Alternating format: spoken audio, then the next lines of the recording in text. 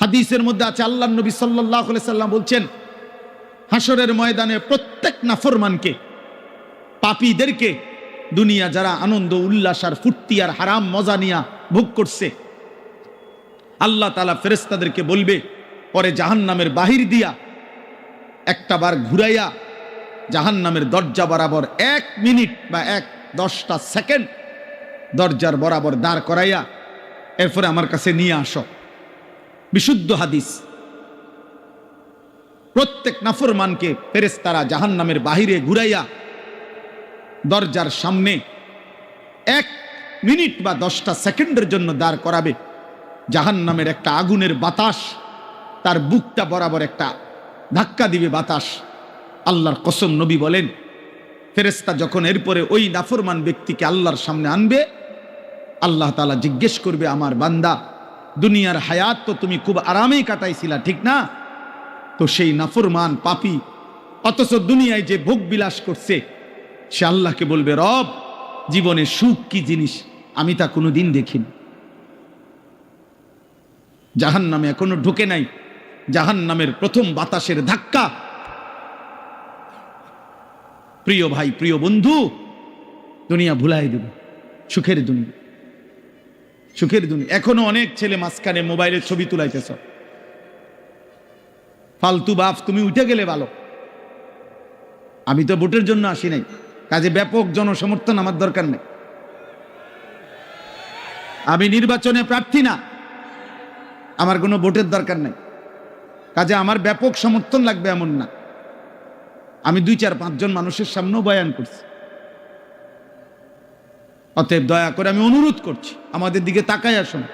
এবং সকল বক্তার ওয়াজ নিজের ফায়দা দরকার। এই মোবাইলগুলোতে লক্ষ লক্ষ ওয়াজ আছে, সব বক্তার ওয়াজ আছে। দোস্ত, আমার জীবনে থাকা দরকার, আমার কলিজায় থাকা দরকার, আমার হৃদয়ে উপলব্ধি দরকার, আমার বিবেকের অনুভূতি দরকার।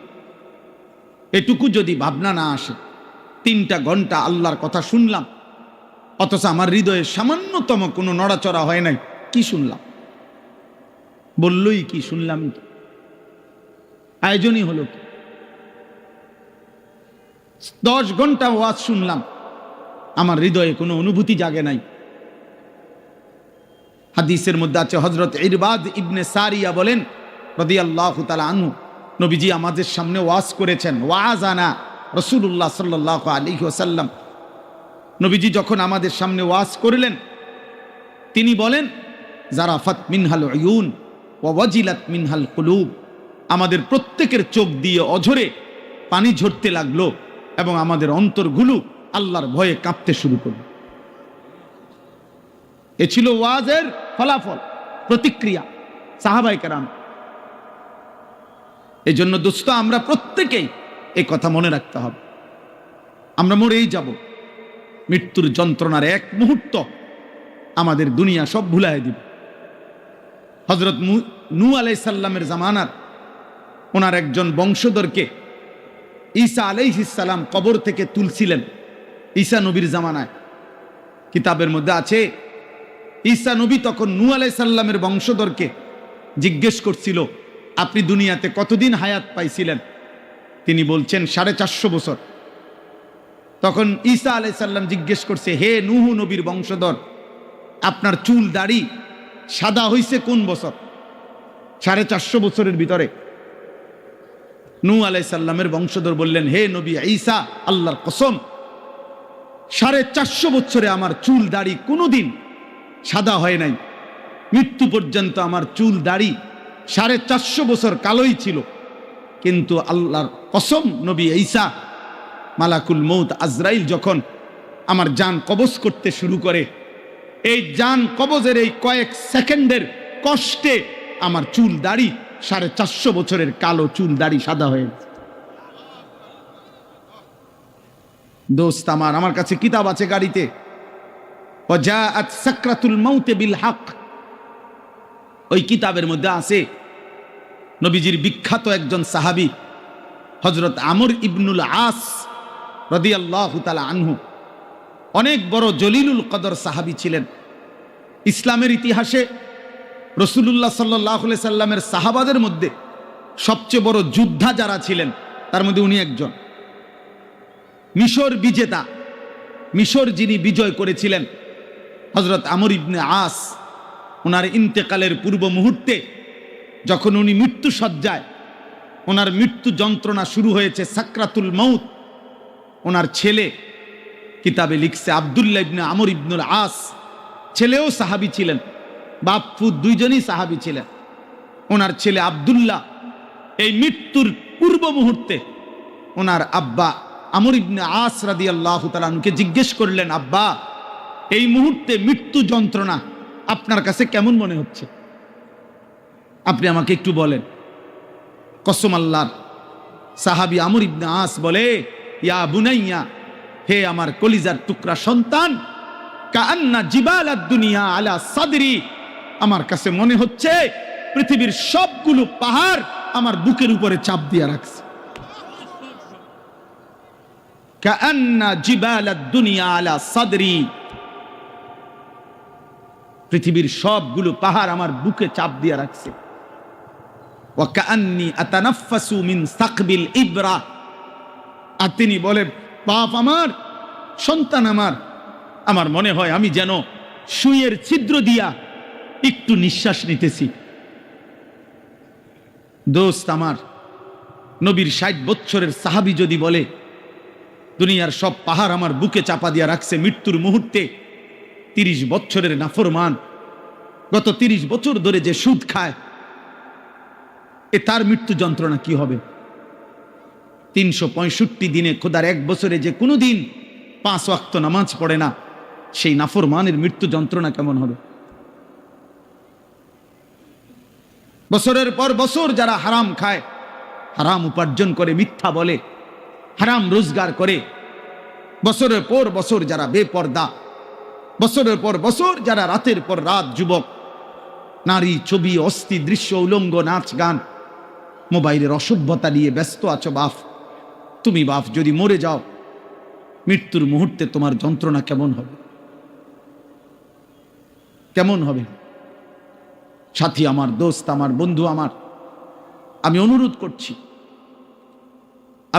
করছি, আজ এই 2 দিন ব্যাপী তাফসীরুল কোরআন মাহফিলে আমি ছোট ভাই, আমি অনুরোধ করলাম, কবর ভুলে গেলে চলবে না, মৃত্যু ভুলে গেলে চলবে না।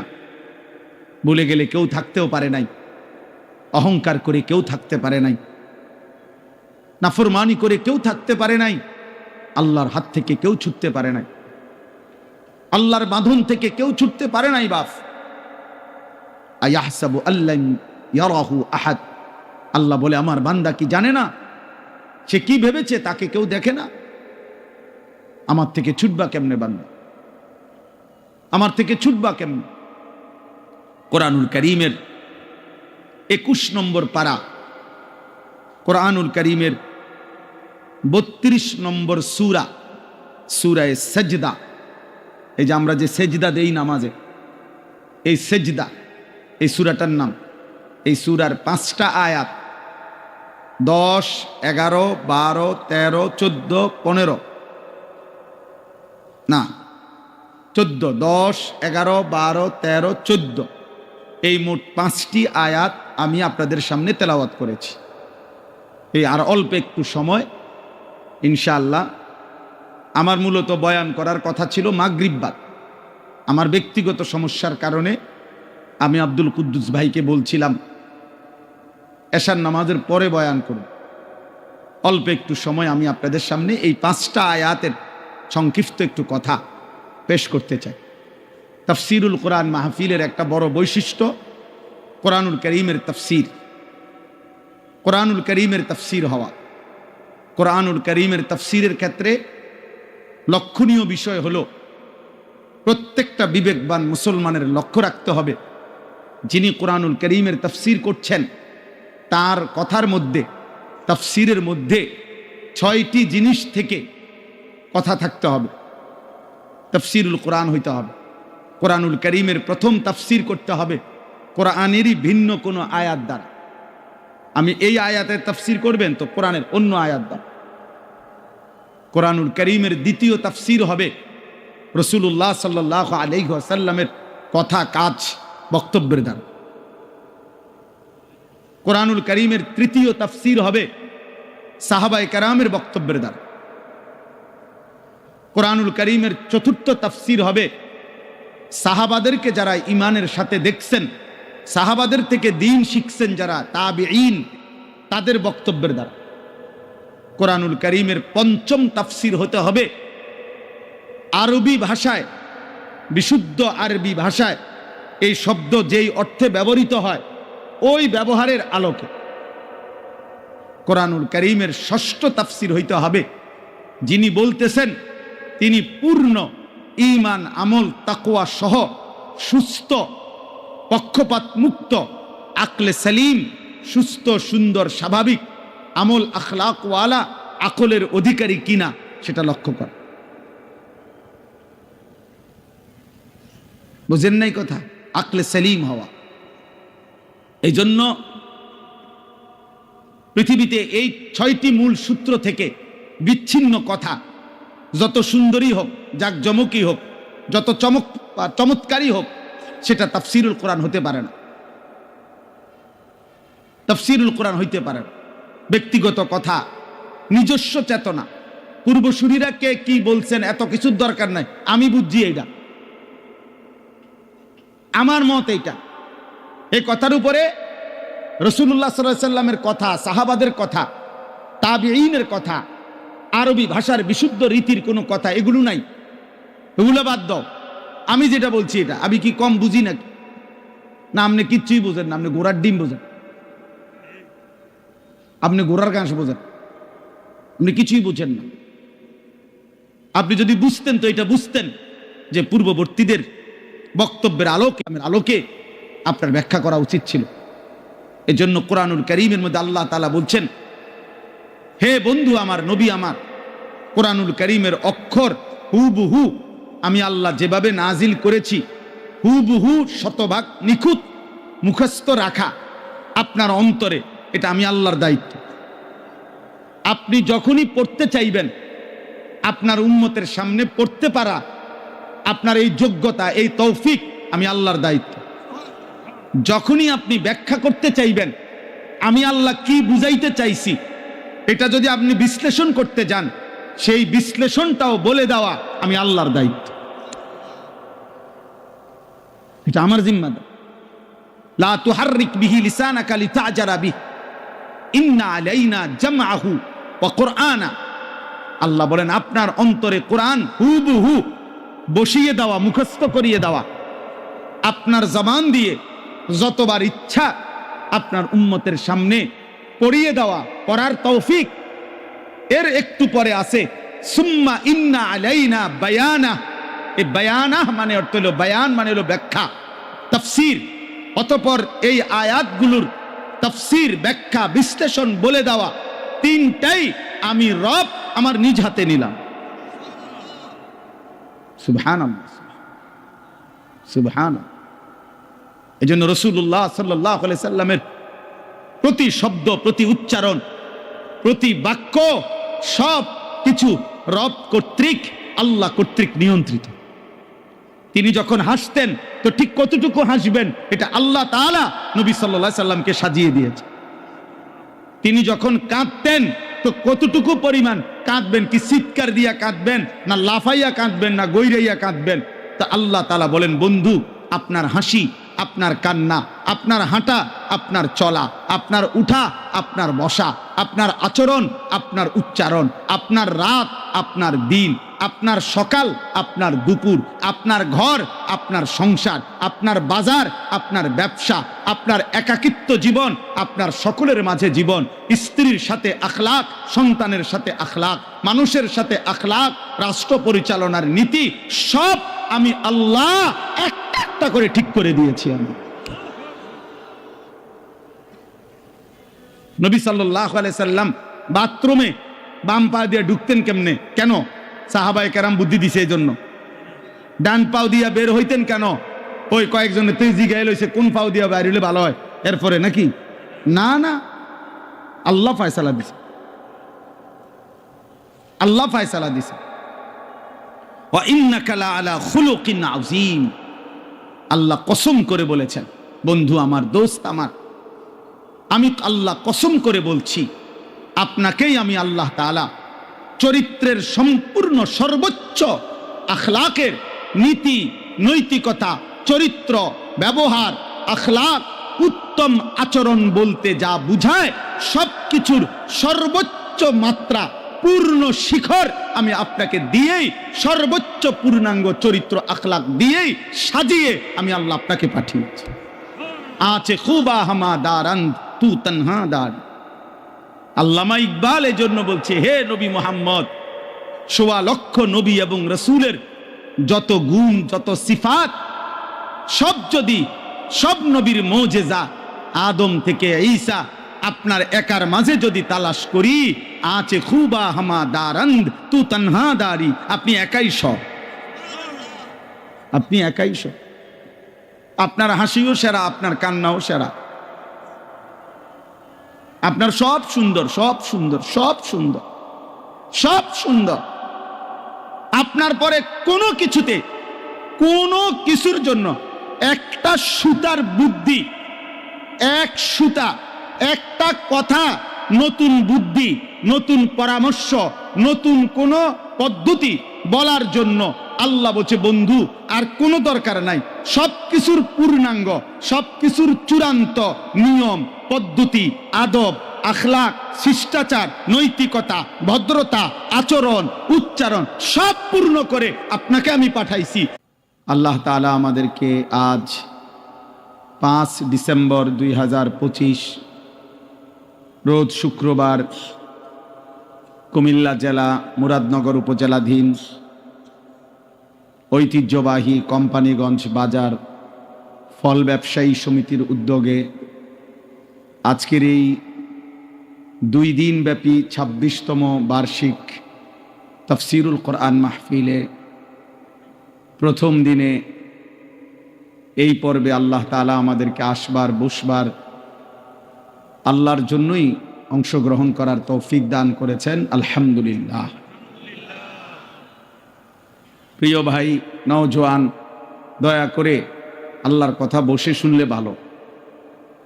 দোস্ত, এটা তো আল্লাহর কথার প্রতি আদব, এটা কোনো জনসভা না, নির্বাচনী প্রচারণা না, ভোটের কোনো ক্যাম্পেইন না। অতএব দয়া করে আমি অনুরোধ করছি, শুধুমাত্র তামাশা দেখার বিষয় না এটা। যে যতক্ষণই শোনেন, 1 মিনিট হোক, 2 মিনিট হোক, 10 মিনিট হোক আর 10 ঘন্টা হোক, দয়া করে প্রত্যেকেই বসে শোনেন। মাটির মানুষ মাটিতে বসলে লজ্জার কিছু নাই, অপমানের কিছু নাই। এই জন্য ভাইয়া প্রত্যেককে বলছি, প্রত্যেক দয়া করে আদবের সাথে মহব্বতে বসেন। যদি একান্তই কেউ বসতে রাজি না হন তাহলে চলে যান, দয়া করে আমি অনুমতি দিলাম। যদি মনে করেন তামসা দেখতে আসছেন তো তামসা তো দেখলেন, এখন অনুগ্রহপূর্বক চলে গেলে ভালো হয়। জি ভাই, এটা বসতে হবে। এই যে আপনারা ফয়সালা করতে হবে, আপনারা বসতে হবে। জায়গা আছে, কেন বসবেন না বলেন? পিছনে যান, নওজোয়ান ভাই পিছনে যাও, ভাই প্রত্যেকে পিছনে যান, বসেন। একজনও দাঁড়ায় থাকবেন। এই যে কালো গেঞ্জি বউ ভাই, 1 মিনিট হোক। আমার কথা হলো যে হুজুর আমি আসছি 5 মিনিট শুনবো, 5 মিনিটে কোনো আপত্তি নাই। 5 মিনিট বসে শোনেন, 1 মিনিট বসে শোনেন, আমি অনুরোধ করছি। এটাও জরুরি আমাদের জন্য। হযরত জিবরাইল আলাইহিস সালাম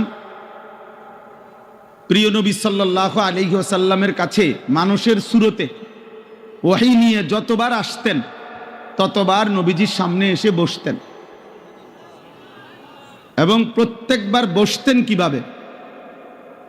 এতটা মনোযোগ দিয়ে বসতেন, মুখোমুখি হয়ে। হাদিসে স্পষ্ট আছে, ফাআসনাদা রুকবাতাইহি ইলা রুকবাতাইহি, অর্থাৎ জিবরাইলের 2 হাঁটু রাসূলুল্লাহ সাল্লাল্লাহু আলাইহি ওয়াসাল্লামের 2 হাঁটু মুখোমুখি একদম বরাবর করে বসতেন। তো যদি আমার 2 হাঁটু বরাবর আরেকজন হাঁটু দুইটা মুখোমুখি করে বসে, তাহলে বুক এটাও বরাবর, চেহারা এটাও বরাবর, এতটা বরাবর করে বসতেন। এরপরে নবীজির সাথে কথা বলতেন। এই জন্য আমাদের এই আখলাক দরকার। এটা সুন্নাত, এটা আমল, এটা আদব।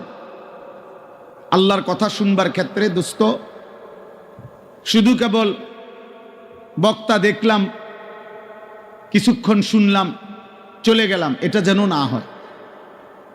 এটা যেন না হয়। কারো সুর ভালো, কারো টান ভালো, কারো হুঙ্কার ভালো, কারো ঝংকার ভালো, কেউ চিৎকার দিলে ভালো, কেউ কান্দা কান্দা কইলে ভালো, কেউ হাসাইলে ভালো।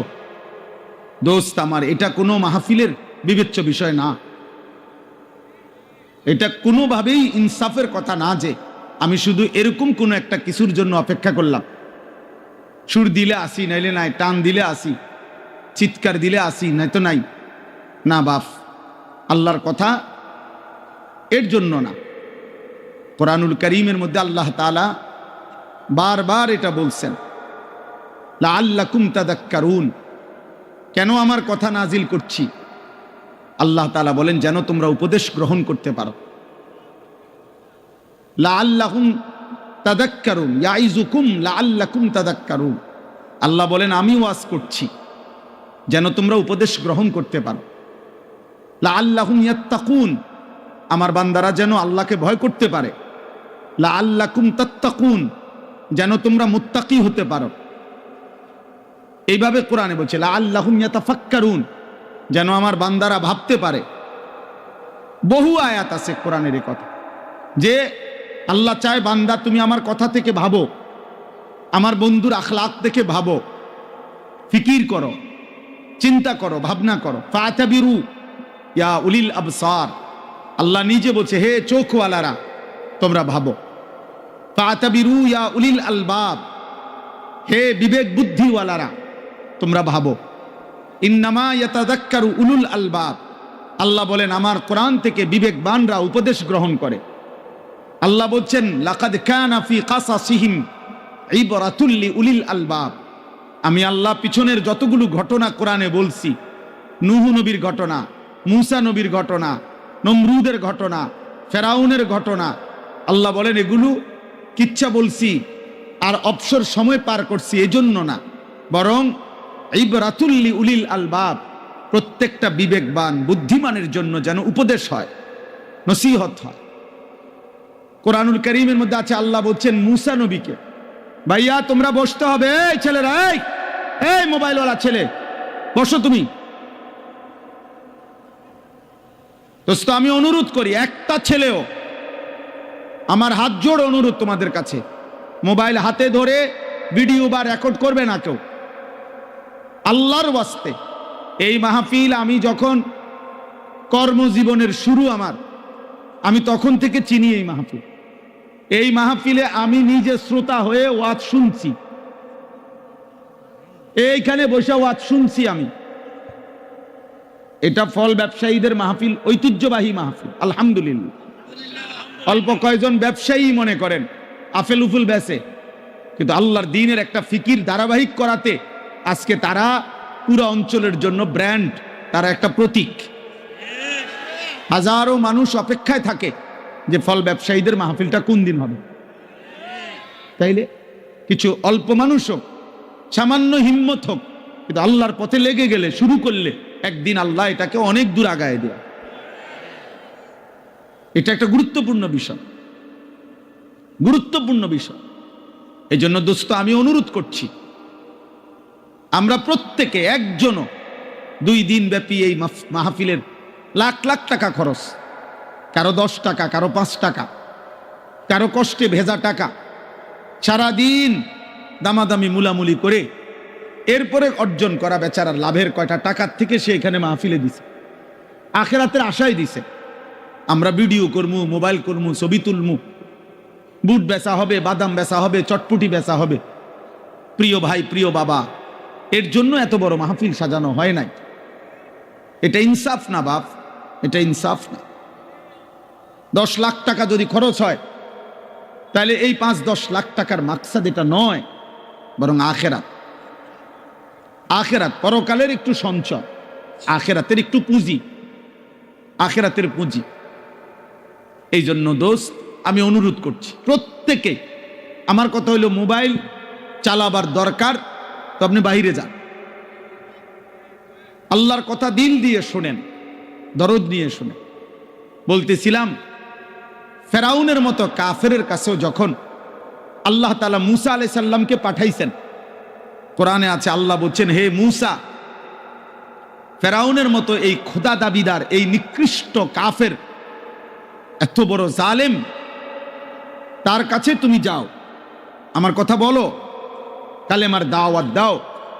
কেন? লাআল্লাহু ইয়াতাযাক্কারু আও ইয়াখশা, এই যে কোরআন শরীফের আয়াত, ফাকুলা লাহু কাওলান লাইয়িনা লাআল্লাহু ইয়াতাযাক্কারু আও ইয়াখশা। এই পাঞ্জাবিওয়ালা, এই পাঞ্জাবিওয়ালা, ঘটনা কি? হুজুর অটো উঠাও, সিএনজি উঠাও, বাজারে দেখো জ্যাম লাগিয়া গেছে, ওগুলো উঠাও।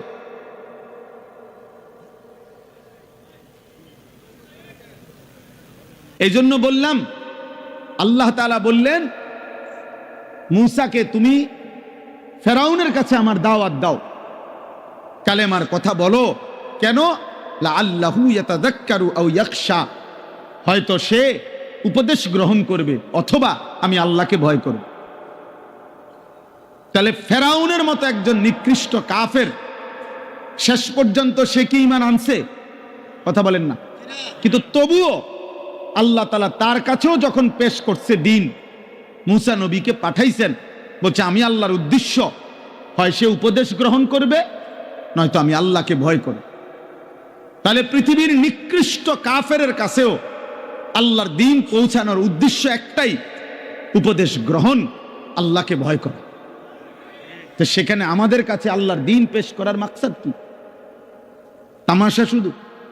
তাইলে আপনি বক্তা যাচাই করে কি লাভ? যে অমুক বক্তার সুরটা ভালো হইছে, অমুক বক্তারে এটা ভালো হইছে। আমার ভাই, এটা দিয়ে হবে কি? এটা দিয়ে কি হবে?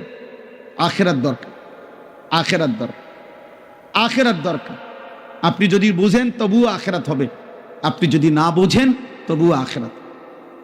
ভুলে গেলেও আখিরাত হবে, স্মরণে থাকলেও আখিরাত হবে। গোলামি করলেও আখিরাত হবে, নাফরমানি করলেও আখিরাত হবে। সেজদা দিতে দিতে কেউ আব্দুল কাদের জিলানী হলেও মরে যাবে, নাফরমানি করতে করতে কেউ ফেরাউন নমরুদ হলেও মরেই যাবে। ওয়াজাআত সাকরাতুল মাউত বিল হক যালিকা মা কুনতা মিনহু তাহিদ। আল্লাহ বলে, বান্দা, সত্য সত্যই একদিন, যেদিকে যাও না কেন বান্দা, যত পলায়ন করো না কেন, যতবারই ভেগে যাও না কেন, একদিন সত্য সত্য মৃত্যুর যন্ত্রণা আসবে। আর মৃত্যুর যন্ত্রণা সাকরাতুল মাউত আল্লাহ কোরআনে ব্যবহার করছেন, তাফসীরের মধ্যে আছে, কারো মৃত্যুর যন্ত্রণা যখন শুরু হয়, যদি সে বিগত 900 বছর পৃথিবীতে হায়াত পেয়ে থাকে আর 900 বছর আল্লাহর নাফরমানি করে থাকে, কিন্তু 900 বছরে কোনোদিন 1 সেকেন্ডের জন্য কোনো রকমের দুঃখ, কষ্ট, বেদনা, এক ফোঁটা চোখের পানি পড়ে নাই, একটা সুইয়ের কাঁটার আঘাত লাগে নাই, পুরাপুরি 900 বছর যেই নাফরমান সুখ আর আনন্দ আহ্লাদে এই দুনিয়া কাটাইছে, খুদার কসম তাফসিরে লিখছে, মৃত্যু যন্ত্রণার প্রথম সেকেন্ডে, 1 সেকেন্ডে, আজরাইল জান কবজের আগ মুহূর্তে, মৃত্যু যন্ত্রণার প্রথম মুহূর্তেই 900 বছরের সুখ আর আনন্দ নাফরমান ভুলে যাবে, ভুলে যাবে, ভুলে যাবে। পরবর্তী সেকেন্ড যদি তাকে জিজ্ঞেস করা হয়, হে আল্লাহর বান্দা, বিগত দুনিয়াটা তো তুমি খুব আরাম এবং আয়েশে কাটাইছিলা, খোদার কসম তখন ওই নাফরমান বলবে, মাওলা, সুখ কি জিনিস আমি তার জীবনে কোনোদিন দেখি নাই, অথচ সে সুখেই ছিল। হাদিসের মধ্যে আছে, আল্লাহর নবী সাল্লাল্লাহু আলাইহি সাল্লাম বলছেন, হাসরের ময়দানে প্রত্যেক নাফরমানকে, পাপীদেরকে, দুনিয়া যারা আনন্দ উল্লাস আর ফুর্তি আর হারাম মজা নিয়া ভোগ করছে, আল্লাহ তাআলা ফেরেশতাদেরকে বলবে, পরে জাহান্নামের বাহির দিয়া একটা বার ঘুরাইয়া জাহান্নামের দরজা বরাবর 1 মিনিট বা 1 10টা সেকেন্ড দরজার বরাবর দাঁড় করাইয়া এরপরে আমার কাছে নিয়ে আসো। বিশুদ্ধ হাদিস। প্রত্যেক নাফরমানকে ফেরেশতারা জাহান্নামের বাহিরে ঘুরাইয়া দরজার সামনে 1 মিনিট বা 10টা সেকেন্ডের জন্য দাঁড় করাবে। জাহান্নামের একটা আগুনের বাতাস তার বুকটা বরাবর একটা ধাক্কা দিবে বাতাস। আল্লাহর কসম, নবী বলেন ফেরেশতা যখন এরপরে ওই নাফরমান ব্যক্তিকে আল্লাহর সামনে আনবে, আল্লাহ তাআলা জিজ্ঞেস করবে, আমার বান্দা, দুনিয়ার হায়াত তো তুমি খুব আরামেই কাটাইছিলা, ঠিক না? তো সেই নাফরমান পাপী অথচ দুনিয়ায় যে ভোগ বিলাস করছে, সে আল্লাহকে বলবে, রব, জীবনে সুখ কি জিনিস আমি তা কোনোদিন দেখিনি। জাহান্নামে এখনো ঢুকে নাই। জাহান্নামের প্রথম বাতাসের ধাক্কা। প্রিয় ভাই, প্রিয় বন্ধু, দুনিয়া ভুলাই দেব, সুখের দুনিয়া, সুখের দুনিয়া। এখনো অনেক ছেলে মাঝখানে মোবাইলের ছবি তুলাইতেছ। ফালতু বাপ, তুমি উঠে গেলে ভালো। আমি তো ভোটের জন্য আসি নাই, কাজে ব্যাপক জনসমর্থন আমার দরকার নেই। আমি নির্বাচনে প্রার্থী না, আমার কোনো ভোটের দরকার নেই, কাজে আমার ব্যাপক সমর্থন লাগবে এমন না। আমি 2-4-5 জন মানুষের সামনেও বয়ান করছি। অতএব দয়া করে আমি অনুরোধ করছি, আমাদের দিকে তাকাই আসুন। এবং সকল বক্তার ওয়াজ নিজের ফায়দা দরকার। এই মোবাইলগুলোতে লক্ষ লক্ষ ওয়াজ আছে, সব বক্তার ওয়াজ আছে। দোস্ত, আমার জীবনে থাকা দরকার, আমার কলিজায় থাকা দরকার, আমার হৃদয়ে উপলব্ধি দরকার, আমার বিবেকের অনুভূতি দরকার। এটুকু যদি ভাবনা না আসে, 3টা ঘন্টা আল্লাহর কথা শুনলাম অথচ আমার হৃদয়ে সামান্যতম কোনো নড়াচড়া হয় নাই, কি শুনলাম? বললই কি, শুনলাম কি, আয়োজনই হলো কি? 10 ঘন্টা ওয়াজ শুনলাম, আমার হৃদয়ে কোনো অনুভূতি জাগে নাই। হাদিসের মধ্যে আছে, হযরত ইরবাদ ইবনে সারিয়া বলেন রাদিয়াল্লাহু তাআলা আনহু, নবীজি আমাদের সামনে ওয়াজ করেছেন। ওয়াজানা রাসূলুল্লাহ সাল্লাল্লাহু আলাইহি ওয়াসাল্লাম, নবীজি যখন আমাদের সামনে ওয়াজ করলেন, তিনি বলেন, জারাফাত মিনহাল উয়ুন ওয়া ওয়াজিলাত মিনহাল কুলুব, আমাদের প্রত্যেকের চোখ দিয়ে অঝরে পানি ঝরতে লাগলো এবং আমাদের অন্তরগুলো আল্লাহর ভয়ে কাঁপতে শুরু করলো। এ ছিল ওয়াজের ফলাফল, প্রতিক্রিয়া সাহাবায়ে কেরাম। এই জন্য দোস্ত, আমরা প্রত্যেকেই এই কথা মনে রাখতে হবে, আমরা মরেই যাব। মৃত্যুর যন্ত্রণার 1 মুহূর্ত আমাদের দুনিয়া সব ভুলাই দিবে। হযরত নূহ আলাইহিস সালামের জামানার ওনার একজন বংশধরকে ঈসা আলাইহিস সালাম কবর থেকে তুলছিলেন। ঈসা নবীর জামানায় কিতাবের মধ্যে আছে, ঈসা নবী তখন নূহ আলাইহিস সালামের বংশধরকে জিজ্ঞেস করছিল, আপনি দুনিয়াতে কতদিন হায়াত পাইছিলেন? তিনি বলছেন 450 বছর। তখন ঈসা আলাইহিস সালাম জিজ্ঞেস করছে, হে নূহ নবীর বংশধর, আপনার চুল দাড়ি সাদা হইছে কোন বছর? 450 বছরের ভিতরে। নূহ আলাইহিস সালামের বংশধর বললেন, হে নবী ঈসা, আল্লাহর কসম, 450 বছরে আমার চুল দাড়ি কোনোদিন সাদা হয় নাই। মৃত্যু পর্যন্ত আমার চুল দাড়ি 450 বছর কালোই ছিল। কিন্তু আল্লাহর কসম, নবী ঈসা, মালাকুল মউত আজরাইল যখন আমার জান কবজ করতে শুরু করে, এই জান কবজের এই কয়েক সেকেন্ডের কষ্টে আমার চুল দাড়ি 450 বছরের কালো চুল দাড়ি সাদা হয়ে গেছে। দোস্ত আমার কাছে কিতাব আছে গাড়িতে, ওয়াজাআত সাকরাতুল মাউত বিল হক। ওই কিতাবের মধ্যে আছে নবীজির বিখ্যাত একজন সাহাবী হযরত আমর ইবনুল আস রাদিয়াল্লাহু তাআলা আনহু, অনেক বড় জলিলুল কদর সাহাবী ছিলেন। ইসলামের ইতিহাসে রাসূলুল্লাহ সাল্লাল্লাহু আলাইহি সাল্লামের সাহাবাদের মধ্যে সবচেয়ে বড় যোদ্ধা যারা ছিলেন, তার মধ্যে উনি একজন।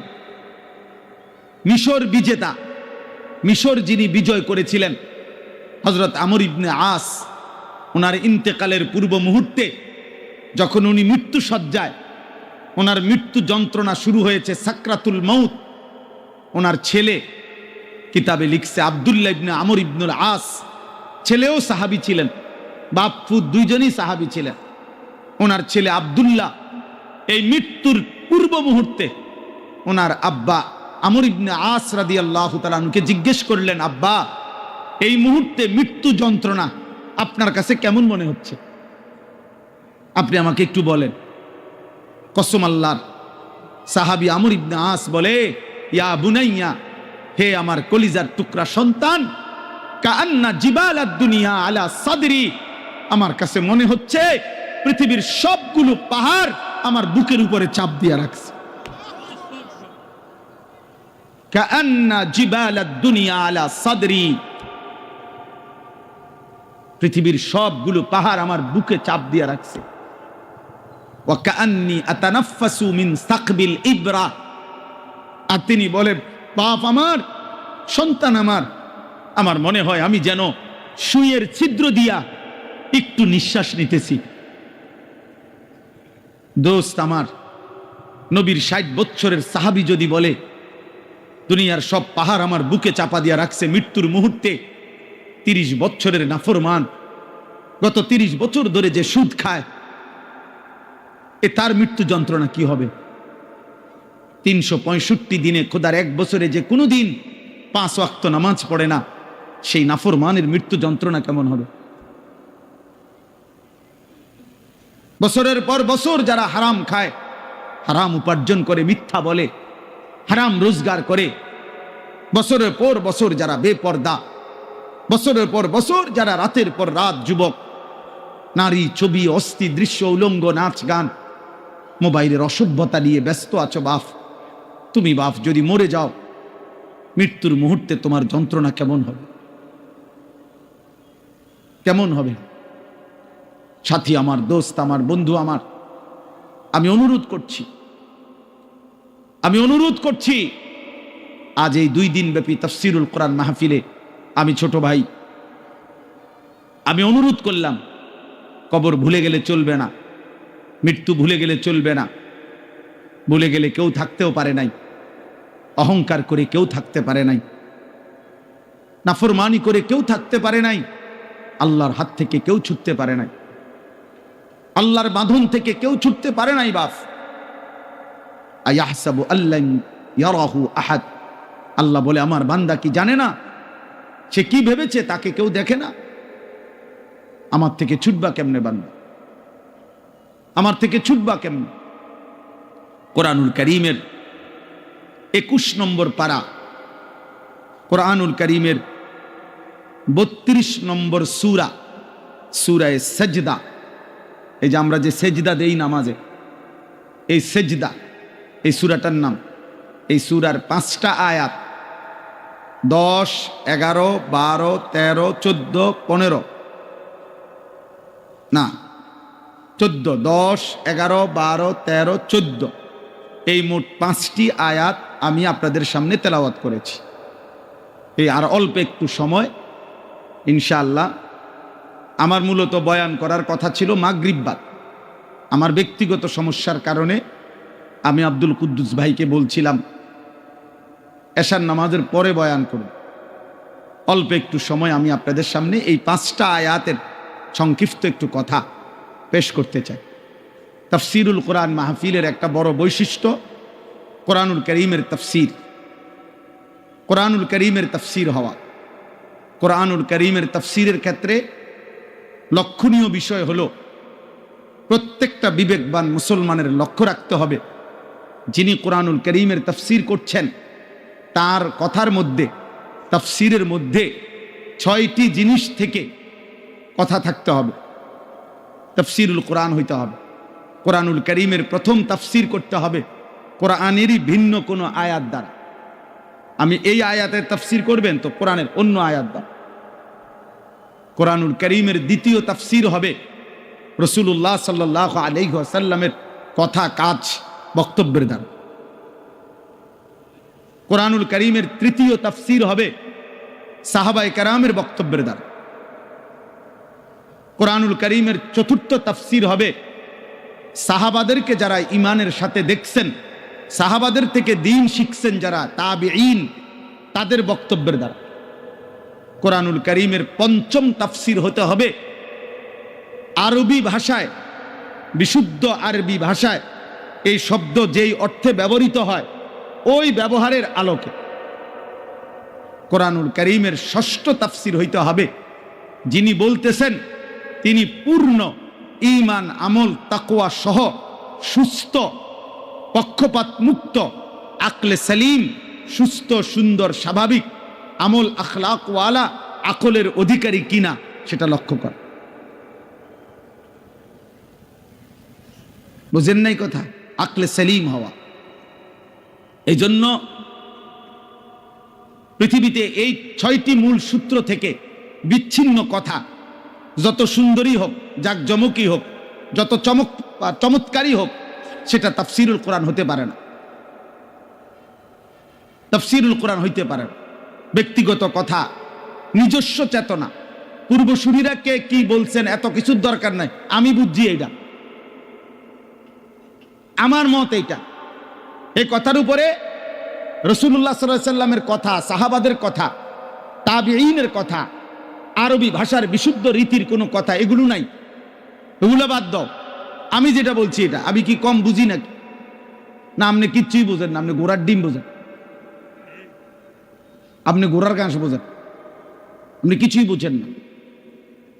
আপনি যদি বুঝতেন তো এটা বুঝতেন যে পূর্ববর্তীদের বক্তব্যের আলোকে